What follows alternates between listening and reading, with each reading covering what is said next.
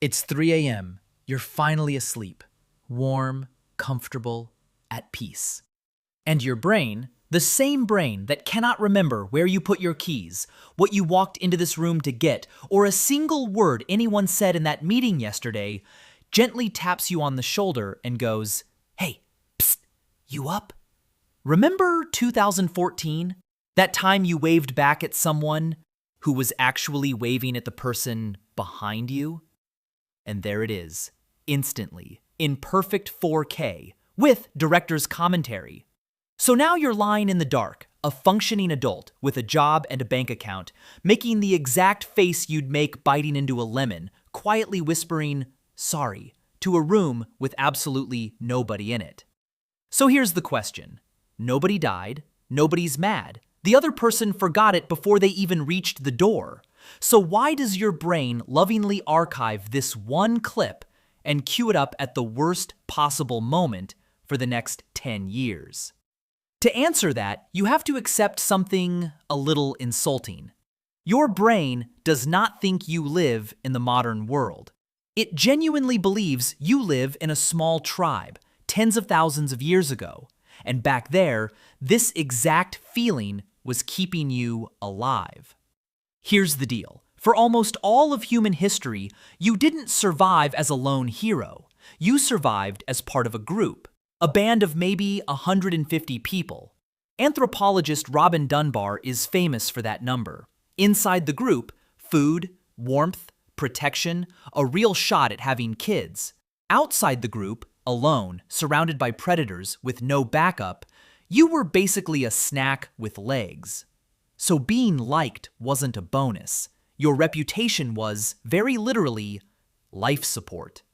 Which is why your brain hired a tiny, over-caffeinated security guard and gave him one job: track every social mistake you have ever made. Every little moment that might make the group like you even 1% less. Because the ancestor who embarrassed himself, winced, and fixed it stayed in the tribe. The one who shrugged and didn't care got left behind. So congratulations, you are descended from 100,000 years of champion overthinkers. And here's the part that explains the 4K replay. Your brain doesn't save all memories equally. Neuroscientist James McGaugh spent decades showing that emotionally intense moments get burned in far deeper than ordinary ones. When you feel a jolt, fear, shame, embarrassment, your body releases stress hormones that basically tag the memory. This one matters. Save it. High priority. It's a survival feature. The problem is, your brain can't tell the difference between "I offended the tribe leader" and "I said you too when the waiter told me to enjoy my meal." Same alarm, same save button, straight to permanent storage. And it gets funnier. There's a study from the year 2000 by psychologist Thomas Gilovich, now famous as the spotlight effect. He had students walk into a room full of people wearing an embarrassing t-shirt. Then, guess how many noticed? The students were sure everyone clocked it.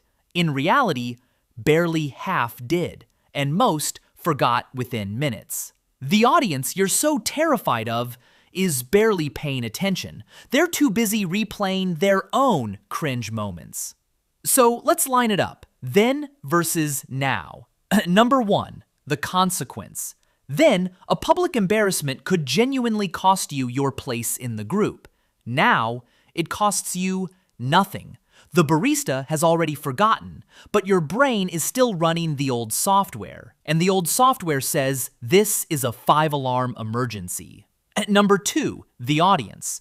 Then, everyone who saw it lived in your camp and would remember for years. Now, the witness is a stranger you'll never see again, who, thanks to the spotlight effect, barely registered you at all.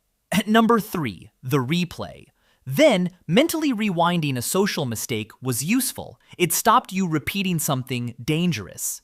Now, that same replay system has nothing productive to do, so it just autoplays your greatest hits at 3 a.m. like the world's worst streaming service. No skip button, no subscription you can cancel. And there's a reason it strikes when you're doing nothing. When your mind isn't busy, a network in your brain, the default mode network, switches on and starts wandering through your past. Idle brain, open archive. That's why cringe never attacks in a meeting. It waits until the lights are off. If you've ever laid there thinking, why am I like this? You're not broken, and this channel is basically built for that question. Take a second to subscribe. It genuinely helps. There's one more piece, and it's my favorite. That full body wince. The actual physical flinch isn't random either. Psychologist Dacher Keltner has shown that embarrassment is a social signal. The blush, the awkward smile, the look away. Across cultures, these are the face of someone saying, without words, I know, I messed up. I'm still one of you. It's not weakness, it's the ancient gesture that repairs the bond. Your ancestors who could show embarrassment got forgiven. The ones who couldn't, didn't. So step back and look at what's actually happening at 3 a.m.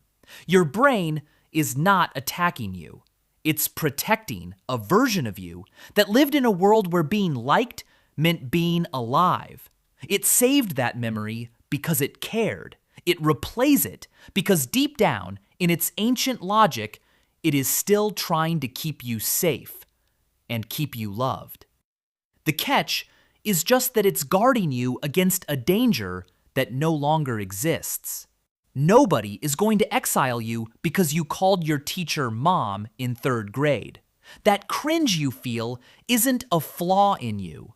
It's proof of how deeply you're wired to belong. So the next time your brain pulls that clip out of the archive and hits play, you don't have to fight it. You can almost thank it. It's an old bodyguard who never learned the war was over, still standing at a door nobody is trying to break down. And that moment it keeps replaying, nobody remembers it the way you do. You never have to either. You just got here at a time when it's finally safe to let it go. Thanks for watching. I'll see you in the next one.